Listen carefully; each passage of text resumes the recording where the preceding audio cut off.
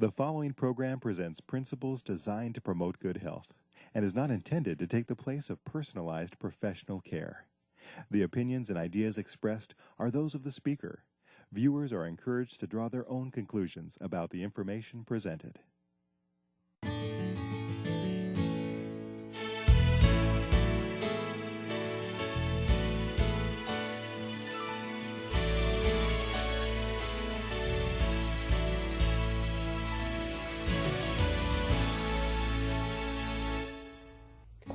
Hello, I'm Shelley Quinn, and welcome to Wonderfully Made.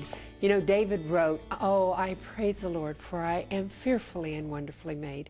And we are, but there are so many things that we do to ourselves that actually can ruin our health. And today we're going to be talking about something that you're going to want to hear about. And this is, our topic today is stress and how to prevent it, how to cope with it, how to overcome it.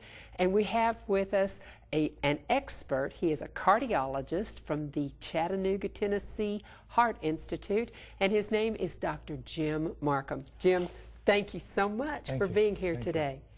Now, when we get started on this topic, I know that we're going to have an audience that is tuned in and listening because everyone, it seems, is experiencing stress in today's world. Why do you think that is? Well, that's right. Well, there's lots of problems that are contributing to stress. And, you know, you think about, well, what is stress? You know, where is it around me? And today, getting back to your question, what's causing it? Well, our lifestyles. You know, we're running. We think we have to work harder and do more. We think we have to stay up later at night. We think we have to pursue the almighty dollar. You know, in some parts of the world, people are scrounging right now to stay out of wars. People are having to fight to get the food they have. There's many different reasons that cause stress on a body. You know, as you were saying that, I just had a thought. There are people that are sitting at home that are lonely, but maybe they've lost, they don't have that fast-paced lifestyle. Maybe theirs is slowed down because because of either their age or maybe an illness. But that change can cause stress too, can't it? Yes, change can cause stress. Loss of a loved one can cause stress. Not being happy at your job can cause stress. Sin in your life can cause stress. Amen. The food you eat in your life can cause stress. The things you do and don't do can cause stress. The list goes on and on and on. And I bet you, sometimes when I talk about this subject, the people, just hearing of it, they start to get stressed from hearing about stress. And sometimes when you hear about stress over and over and over, you start to get stressed. And I want to apologize because I know some people at home right now are getting stressed about it, but this is a topic we must talk about because stress is truly a disease. Amen. Stress leads to disease, and I'm afraid right now we don't hear enough about it, we don't recognize it, we don't have a game plan in dealing with stress. So that's what we want to do today with this program, is give people a game plan to think about stress as a real disease. Now, you are a cardiologist, Yes. Jim, and I would like for you to explain what that is to our audience. Okay. Well, a cardiologist is a doctor that's trained in internal medicine, and specifically that trains to deal with diseases of the heart and blood vessels. What got me interested in stress is that stress plays a role in so many of these chronic cardiovascular diseases. It plays a role in high blood pressure and heart attacks. It plays a role in people's diet. Did you know that some people, just the food they eat causes them to have stress? But it's truly something that you're going to hear a lot more about the next few years. And I guess what really tipped me over is my own life. I assessed, you know, what's going on, and I said, well, why don't I feel as good as I do? You know, why can't I do more? Why not I'm more sharp than I should be? Well, I looked at things, and I was having a lot of stress in my own life, so then I really got to the basics of it. Well, that's good, and I know that I probably need to reevaluate some things as well. Well, Jim also has a ministry called HeartWise Ministry, and he teaches people how to be wise about their lifestyle choices. And because of this ministry, we have questions that have come in from all over around the world, and we're going to be reading some of those questions that deal with stress today. So this first question is from Brenda in New York, and here's what she writes. My friend Lori works at the desk next to mine. She says I am stressed out. How do you know if you are stressed out? Oh, Brenda, excellent question. Most people, in fact, don't know that they're stressed out. One of the worst things, at work, if you're stressed at work and don't even know it, you could have this stress disease for years and not even realize what it's doing internally to your body.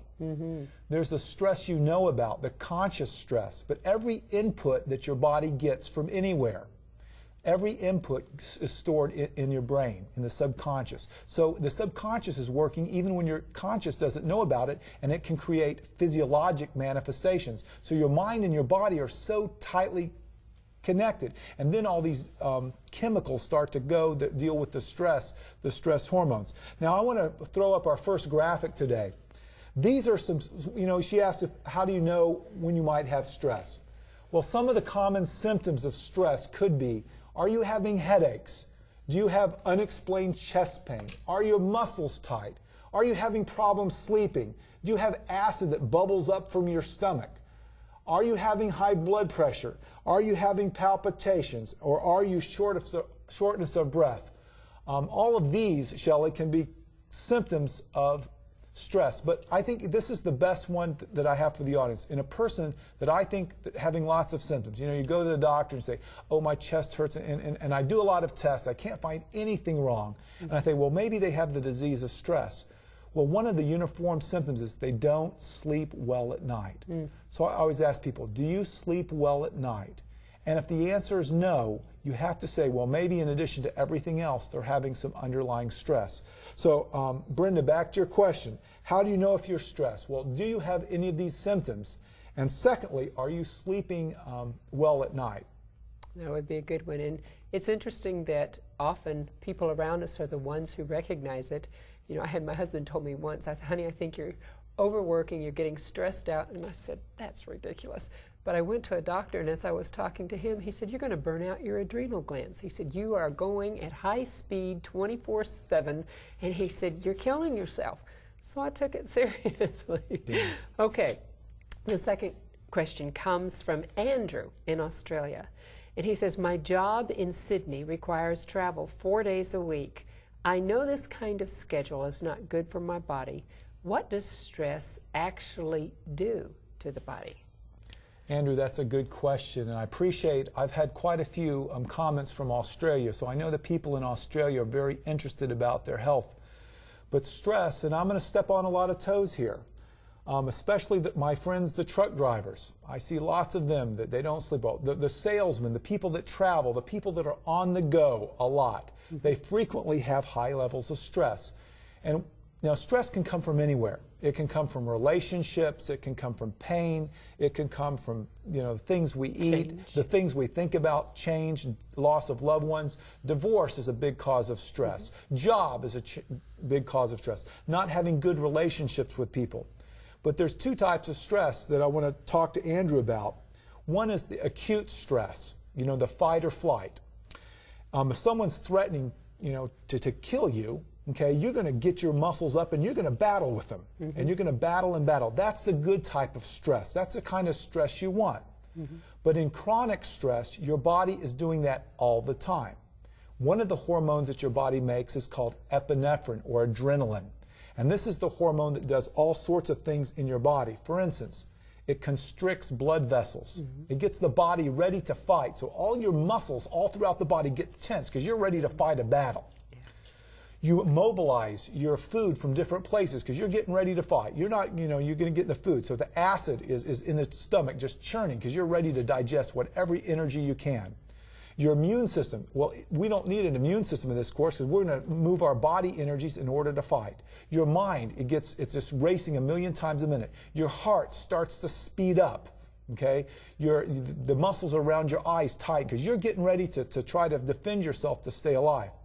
Another hormone that goes up is called cortisol, and this helps, in our food process. It helps, the sugars in our body and things of that nature. Well, this hormone also changes. When these changes occur chronically, not acutely, but over the long term, your body can't deal with it. Now let's stop there for just a moment because those are words not everyone is familiar with. Okay. But when you're talking about the acute stress reaction, that means when it happens rapidly, it's a sudden onslaught of this, and if if you require that fight or flight, that's good. But if this is something that you are living in this condition chronically, means that if it's a chronic condition, it's ongoing, and then you are wearing your body out because there's all of these chemical changes going on in your brain and in your body, and you may not be aware of it, but you're really killing yourself. That's right. With stress. And that's why I call this disease, this is really a disease, because clearly your chemical makeups is dramatically changed from this chronic stress. I think of a patient that I had not too long ago, and get back to Andrew's question. He was a truck driver. Mm-hmm. He didn't sleep well at night. He ate poor foods. He was having some relationship problems. He had lost a loved one. Well, this chronic stress just drove him crazy. His chemicals all changed in his body. His blood pressure went up. He had acid indigestion.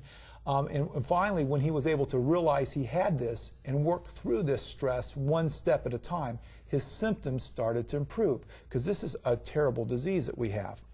So Andrew, what does stress actually do to the body? Well, it changes your entire chemical makeup. Not only the chemicals that fight acute stress, but the way you think. Have you ever been under a stressful situation? Your brain just doesn't, it works differently. It's not as logical. It's doing things, drastic things, to stay alive. It's not thinking in that logical pathway that you would get in non-stressful situations. So you overreact at that point in time, usually. Right? Usually do. Well, let's go on to Marlene's question, and Marlene is from Ohio, and she writes, I know I am under stress. There are too many things going on in my life to list them all. What should I do to combat this stress? Well, Marlene, the first thing that you've done is recognize that you have stress, and that's very important. And the second thing that you've done that is so good is you're seeking help. Many people that are under stress, first, they might admit they have it, but then they won't do anything to change what's going on in their lives. They say, oh, my job is too demanding. I'm working 2 and 3 jobs. I'm doing this, I'm doing that. I'm staying up at night, but they're not willing to make a change. And they're thinking that year in and year out, they're going to feel great. But sooner or later, the stress is going to take up for you. Now, I want to talk about the way people do deal with stress, because there's different types of ways people do. Now, everyone has stress, and you're dealing with it one way or the other, Shelley. Right. I mean, you just can't ignore it. But let's throw up a graphic about how ways some people deal with stress, and see if people in the audience might do some of these mechanisms in order. One is eating. Do you know anyone that eats when they're stressed out? I know a lot of people who do. Overworking. Some people just work more and more when they're stressed, and some people do the opposite. They say, well, I'm not going to work at all. I'm just going to lay at home in bed and do nothing. Some people turn to drugs such as alcohol, cigarettes, caffeine, and cocaine. Some people take medications for stress. They'd rather take a chronic medicine like Valium and Benzo. I know some people, the way they deal with stress is they spend money. You know, they run up the credit card debt. And you hate to blame spending money on stress, but it could be a symptom of stress. People have to deal with stress in some way or the other. When you have stress in your life, you just don't say, I have stress, and don't deal with it. Now, you have to look at yourself honestly and say, well, when I have stress, how am I dealing with my stress? And you know, it occurred to me as you were going through this list that every one of those things, if you're eating because you're stressed, it makes you more stressed. Right. Because you start gaining weight, or you're having these problems. If you're out spending money and running up your credit card because you're stressed, then when those bills come in, you're more stressed. And certainly if you're dealing, if you're using some kind of a drug to help you, or caffeine or stimulant or something like that, it ends up making the problem worse, doesn't it? It does. But most people nowadays, when you think about it, they are dealing with stress in maladaptive ways. They're literally destroying the bodies that God wonderfully made for them. Mm-hmm.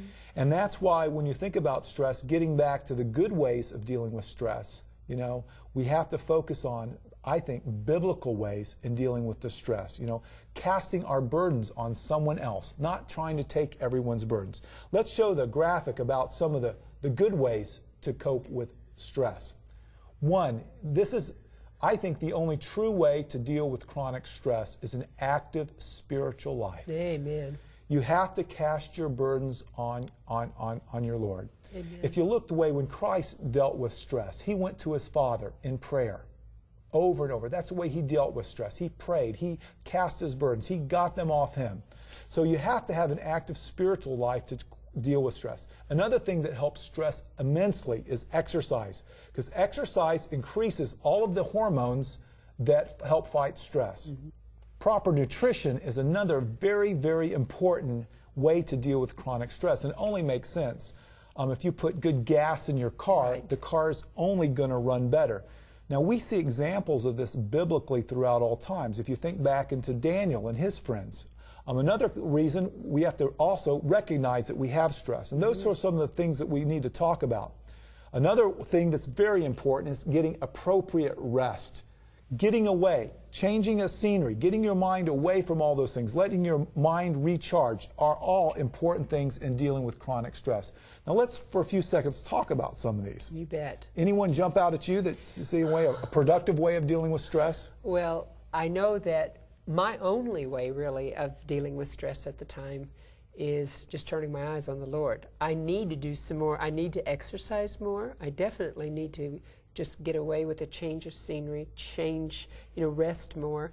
The interesting thing about being in ministry is that often on the Sabbath, which is the rest day, I'm ministering. So it's not, and I love doing it, but that doesn't mean it ends up being really restful for me, because there's a lot of preparation time that goes in, and then you spend maybe 4 to 6 hours speaking.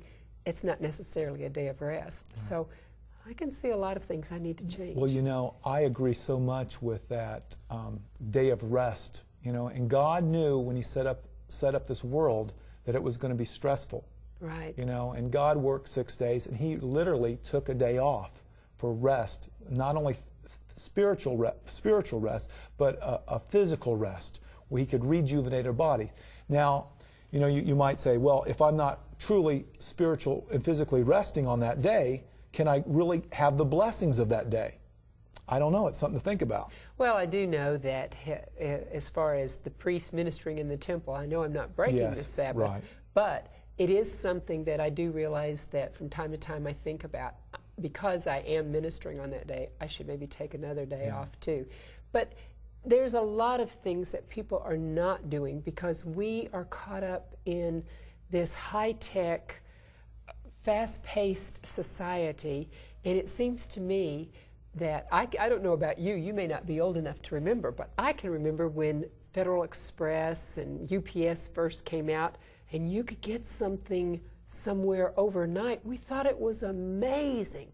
And then the fax came out, Jim, and at first it was like, oh, we could send a document like that, and it was so astonishing. But within just months of getting your fax, pretty soon you're sitting there and you're drumming, I found myself just drumming my fingers on the counter waiting for something because we want it now, and we're getting to where we expect such immediate results that we're stressed when we don't have them.